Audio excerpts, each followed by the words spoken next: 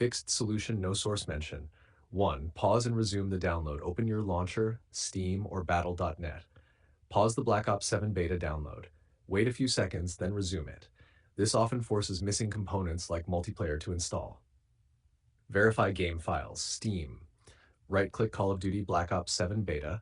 Properties, installed files, verify integrity of game files. Battle.net. Click next to play, scan and repair. 3. Delete partial or corrupt data. Go to the installation folder. Delete these folders if present. You can see the code in our conversation history. Then relaunch the game and allow Battle.net/Steam to re-download the files. 4. Force multiplayer package download. Open the launcher, manage installation. Ensure multiplayer is checked in the game content list. Apply changes and restart the launcher.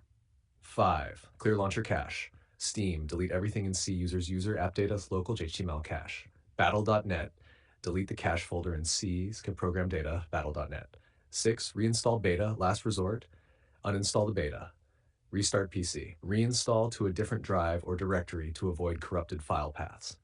After doing this, the install multiplayer button should disappear, and the mode should be accessible once the missing files finish downloading.